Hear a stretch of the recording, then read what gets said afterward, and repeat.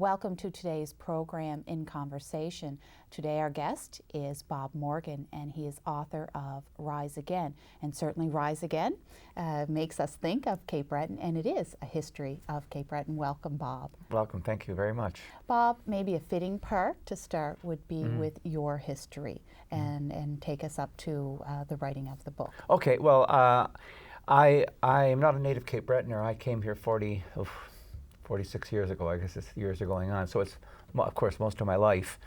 I arrived here to teach at Xavier Junior College. Then. It's had so many changes names now at CBU, as you know. So, and I taught Canadian history at the old junior college. And a few years later, I went on to the archives in Ottawa and became an archivist at the National Archives. And then after that, I studied further and finished my degrees. And then I returned I taught in Montreal for a year at Loyola College, but then I came back the next year because I had the good fortune to land a job at the Fortress of Louisbourg. And I was the senior historian there. By that time, I was getting already starting to show my age. And in those days, we had a big staff of historians, 6 or 7 historians, archaeologists. Anyway, I was there for 5 years. And I immersed myself in Louisbourg life. Yes. And did research and this sort of thing. And then I went back to the, by now, UCCB, I guess, and I became the director of the Breton Institute, which most people know is the archives that Sister Margaret Breton, Sister Margaret of Scotland had founded.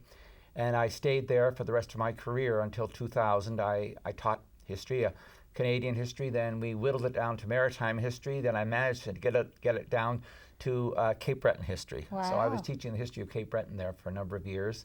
And I ended up my career at the Breton and as director of research and development for 9 long years.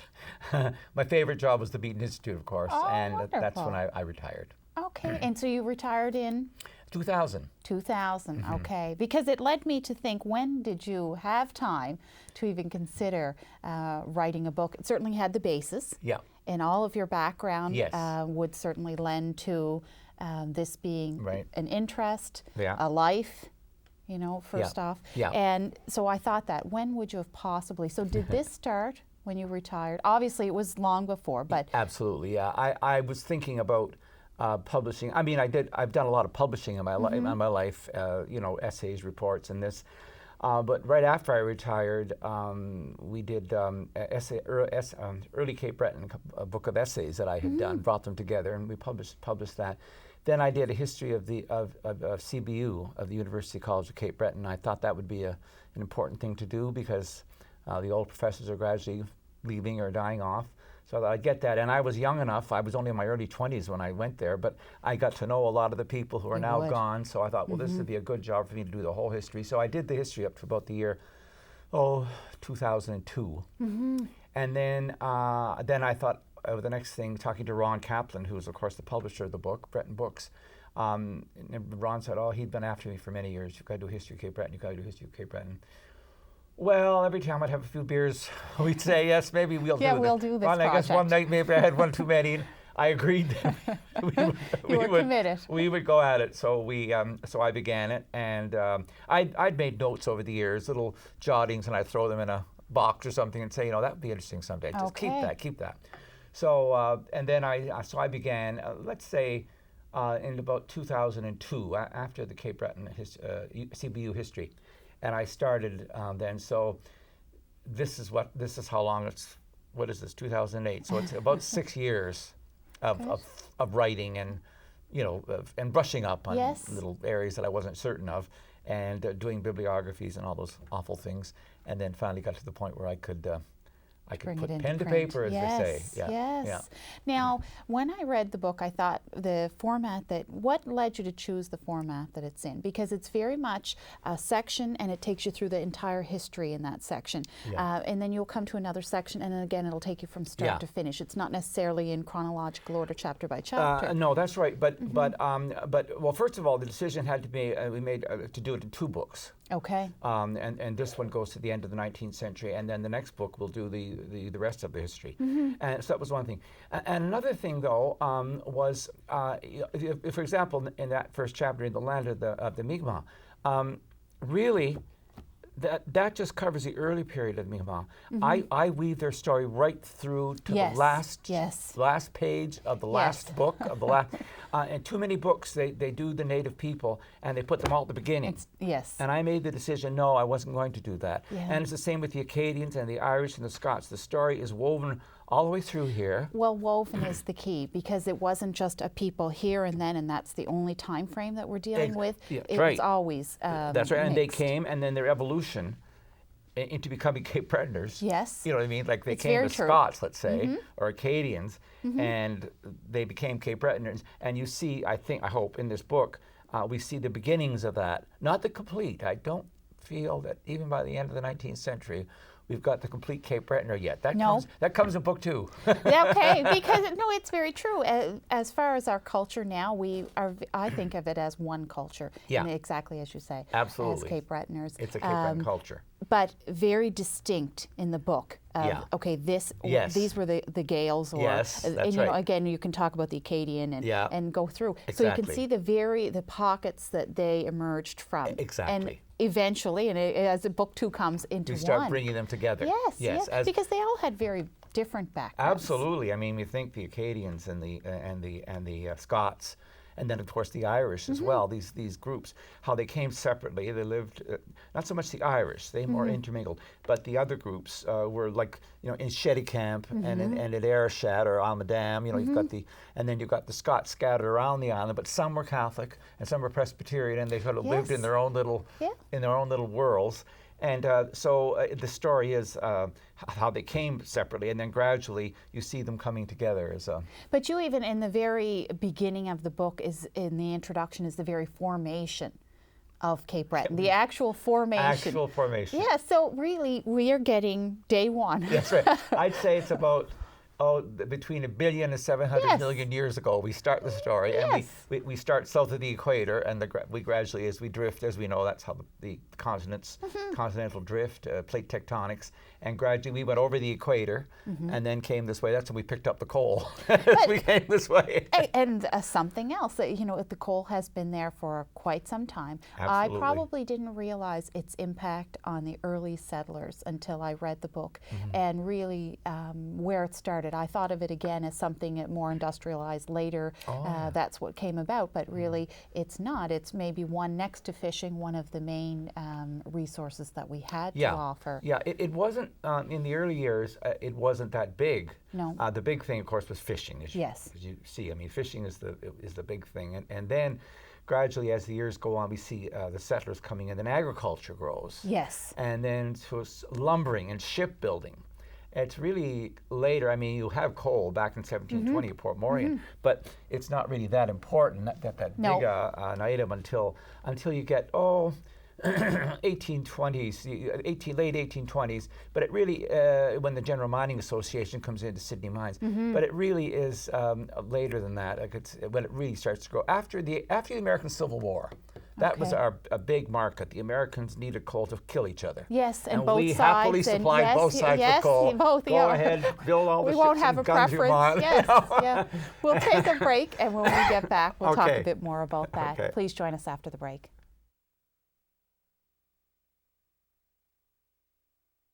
Welcome back. Thanks for joining us. Again, we are here with Bob Morgan, author of Rise Again. Bob, just before the break, we were talking about the formation of the book and where it started with the formation of Cape Breton Island.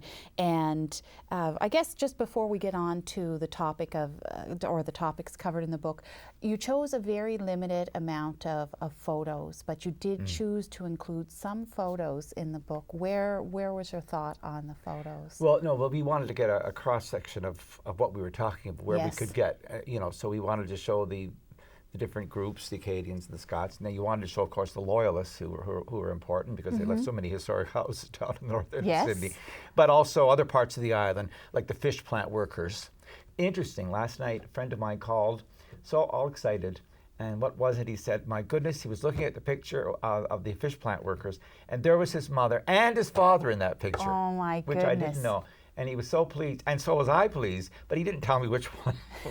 Next In time I the see, I'm photo. going to find out who they were. Yes. Because after he called, I looked, and I thought, oh, I wonder which one looks like him. And I thought that when I looked at the photos, the very thing that I looked at was, I'm sure a lot of people can look and see and look for familiarity. And I did think that very thing. Well, that's and what good. I did, as I read the book, I would occasionally go back to the photos and sort of let my mind just rest on that for a moment and take in where we were. And I thought, I thought great. it was a neat way, because again, you chose a broad cross section to show and maybe illustrate the different points in the book. Exactly. And I thought that was an interesting. I just wondered why, why did you go that route to choose a few and well, I'm delighted with what you did, because it's just what we'd hope. People would look at the picture, if you see the picture of that little Jersey church that was up there in Cheticamp, which we lost, sadly, and you can look at that, and that reminds you of the Jersey men. I mean, these Anglicans living in the middle of these French, of these Acadians, and the power these Jersey people had over the people of Cheticamp and Ile-Madame. And it was a tremendous thing. So that little church, this little Anglican church sitting there in this Catholic community, sort of symbolizes that, and throughout, that's what we hope those pictures, because Ron was very important. Ron Kaplan helped me choose those pictures. Choosing those. Yeah. Okay. Getting on into the book, because again, it's such a huge time gap that we'll try and fill in this. But some of the things that sort of really hit with me was in 1780, in the year 1780, we were severely depopulated. In what type of numbers would we be talking as far as a population on the in that island? time? By 1780, oh my goodness, we had 2,500 people, including the natives, by the way. I wouldn't be surprised. Maybe even fewer. Yeah. I mean, there was no decent census taken. No. So you just got to get the feel of it. Of what was taking place. Louisbourg has fallen. The French have been expelled. The troops were withdrawn from Louisbourg. The British sent troops to guard Louisbourg so the French wouldn't come back. Well, they left in 1768. Natives had no priests coming for them, so they were scattered around the island, and there were probably no more than 300 or 400 of them. Yes, I was really surprised to read that. So, I mean, there was nothing at Sydney. I mean, there was one person living at Sydney Harbor at the time, and that was it. I mean, there was hardly anybody on the island. Well, and another point, and I think of that, and we spoke before the program, in the year 1800, or 1801, the year 1801, there were already shops on Charlotte Street, and we sort of think of that as the center of all activity, of where we started, and really from the North End all emerged. But that's not the case. No, the first settlement was along the Esplanade. Now, I'm talking. Now, first of all, you got to say just the north of Dorchester Street. Like there was nothing. As I say, in 1805, there's records of they're going to hunt moose. Below Dorchester Just and going toward Pitt. Like that was just woods, okay? So then Yes. you've got to think you're just at the very north end. Yeah. And at the north tip of the north end was the barracks. It wasn't Victoria Park because there was no Queen Victoria yet. No. But down that end, but the military, and then the Esplanade, and then the north end of Charlotte, just along there. The shops, houses, everything was squeezed in there. The Just little along the churches. shoreline, Just yes. along, those two. George had nothing, or very little, next to nothing. And so everything was in it was in that little part of Sydney.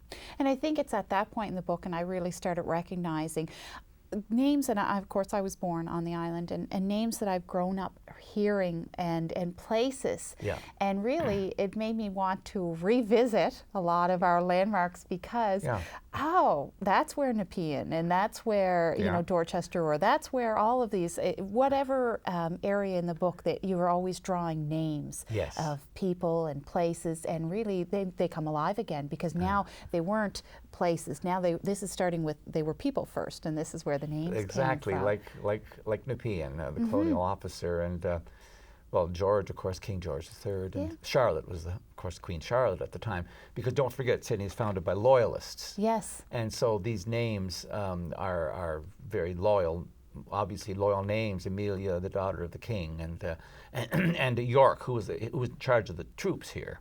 And so and of course Debar, he named the first street after himself. Good for him. I think I would have done the same. I would too. When you found a city, why not name the first street after yourself? In 1785, he was the first lieutenant governor. Yeah, he was the first lieutenant governor. We had 4 lieutenant governors and a number of administrators. And Debar was the first. He was the founder, but he did a lot more than found Sydney. His impact was huge. Tremendously important.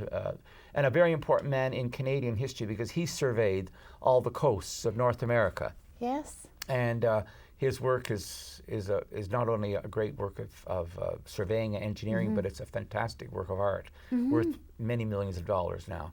And then he was later Lieutenant Governor of Prince Edward Island. He laid out the naval yards in St. John's and in Halifax. Prince's Lodge. He was involved in the building. So the man was a great man, although he was a scoundrel, of course. I mean, would you expect that after all? In that day, in that day. Well, you know, he had a lot of illegitimate children, and he got in all arguments over land and land right. He just loved to argue. Well, he lived to be over 100, I suppose, so it didn't kill him, didn't hurt him. No. So he's a good character to have founded this Sydney, I think, and the colony of Cape Breton, of course. And we weren't part of Nova Scotia. We were separated from Nova Scotia, and that began our long flirtation with separatism. And certainly, if anyone on the island you spoke to would have some feeling about whether we should be connected or whether we shouldn't, and I see that has come about over hundreds of years, where it's always been a heated topic. And it's always been an important part of our history. It's part of and it'll continue on in book 2. We go right on, it continues. You're always going to have that debate, our relationship with the mainland. Yes, and we'll take a break at that point, and we'll be joining Bob Morgan again after the break.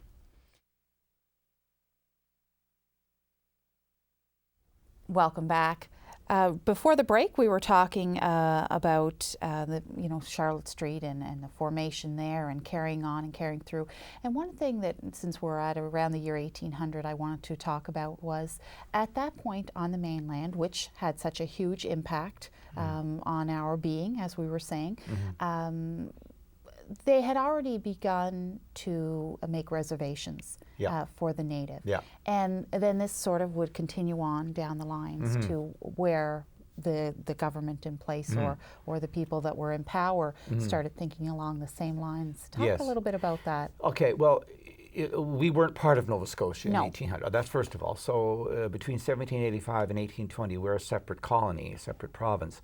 And the natives here had quite a bit of freedom, and there was lots of room, and they just wandered at will. Secondly, but on the mainland, however, at that time, the government of Nova Scotia was beginning to make reserves for the natives. The reasons, well, there are a number of reasons. One reason is it was a great belief that the natives were going to go extinct. They didn't think they thought they would eventually die out. And they decided they wanted to preserve or save them. That's one thing. So they decided we'll put them on reserves where they can be saved. Secondly, they're thought to be inferior people. That in those days they called them savages. So they would make these reserves for them because one of the reasons was all their land was being stolen. So I mean, so it was sort of a protection, not so much to sort of keep them away from other people, but to make sure they had land to live on. Now in Cape Breton, we didn't have that. They were free. It isn't really until the Scots come pouring into the... And they did. And they poured, like 30,000 poured in, that the land began to disappear. And H.W. Crawley of Crawley's Creek, with the Coast Guard College, he was the charge of Indian affairs, the Indian agent on the island after annexation, after 1820. So he decided that they were going to have to do the same as the mainland. We're going to have to set aside certain areas on the island. So they did. I mean, and so they did set up like at Malagowatch and at Eskasoni, and these places were saved. But the problem was, even some of those places where they made reserves, the Scots came pouring on, stole the land. Yes. And literally, I mean, just took it from the natives. It's not being used. Exactly. And it's a sin not to use good land. I mean, literally a sin. I mean, this was religious. religious belief. So they would take the natives' land, the natives, and by the way, the natives were using it to hunt and live on, but that didn't mean that the agriculture to them, I guess, was using it. So they just took the land, and of course, what were they going to do? The government in Halifax wasn't going to send down troops. They didn't have any troops to send, and so they just got away with it. The courts would say, you've got to give the land back to the Indians, but no one would enforce it. No. So the Mi'kmaq were taken. Now that land at Margaree, eventually they got compensation for that land that was taken from them, a place called Indian Garden. But this was taken from them, so they were just evicted, like at Waikagama. Yes. Their land taken from them. Now, Waikagama was an important place because that was transshipment. That's the first place you come to when you're in the land. Then you get on your boat and go across over to this side, you know, to North Sydney, for example, or to Bedek, if they were working.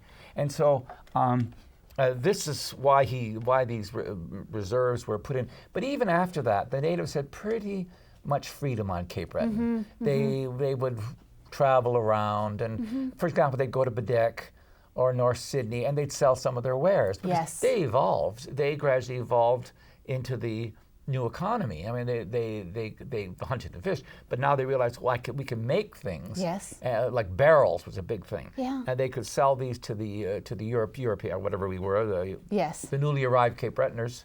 And so that's how they made their living, traveling back and forth from the reserves to, and then finally some even camped at Sydney and set up a little place there on King's Road. Okay, now, that'll come out heavily in Book 2, where they're evicted. Because it's not talked about yet in Book 1? No, because that's after 1900. But then that's when they eventually go to Member 2, of course. Okay. But that's in a later book, yeah.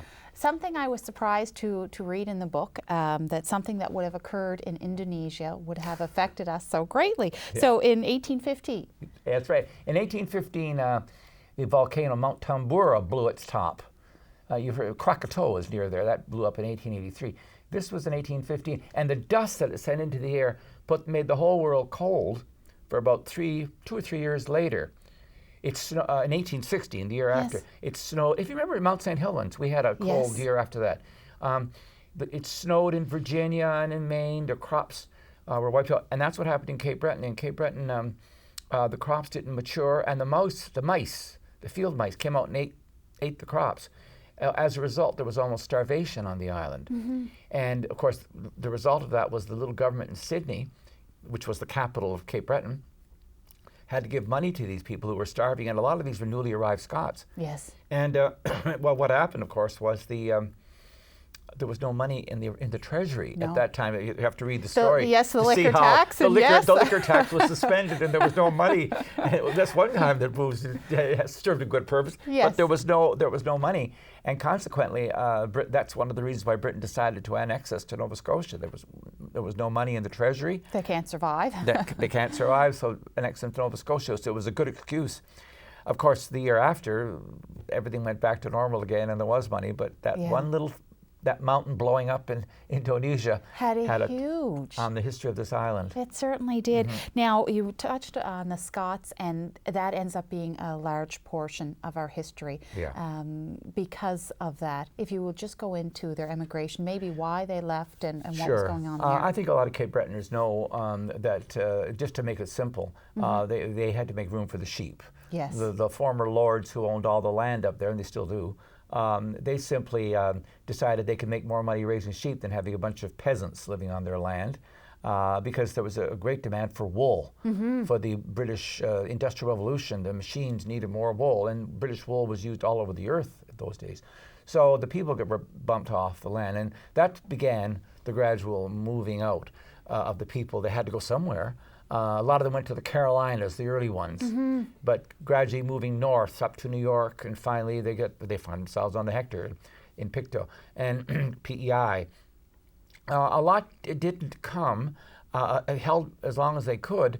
During the French Revolution and the Napoleonic Wars, you couldn't get out because it was a blockade. Yes. And the people on the islands, where a lot of our people come from, Skye and Barra and Uist and all that, they made a living by taking kelp, which is seaweed, and burning it, and it makes potash. And the potash supply had been cut off from the continent by Napoleon. Yes. So but you make glass, soap, fertilizer. So this was a booming market. But when the Napoleonic Wars ended in 1815, the product from the mainland went from European mainland went to England, potash from the mines. So the whole industry in Scotland collapsed. There was no more need for the, Yes. so that's when people really moved, and that's really where the main flow to Cape Breton came. And These it were was very huge. poor people. They had some money from potash in their pockets, and it was huge. And they were totally just swept in, and they went to the closest place with any good land. And that was And here. that was us. And we're out of time today. It's hard to believe so quickly that it can happen. So we'll end there. But before we do, I want to just, where can they pick up Rise Again? You can pick it up anywhere at the Coles, Okay. at Coles, and at the Curiosity Shop on Charlotte Yes. Street, and at the Lyceum at the Center of Cape Breton Center for Heritage and Science. Yes. And you can pick it up in Bedeck, and you can pick it up in Lewisburg. Ron is We're confident to everywhere. spread it all over the Which island. is good, because I think, as you know, many people, if you've heard anything today, but you certainly would want to read it. It's a wonderful book, so thank you. Yeah, and it's the whole island. I concentrated Hawkesbury, the whole Bedeck, Everyone's in there. Inverness, they're all there. Thank you. Thank you very much for joining us, and we'll see you next time.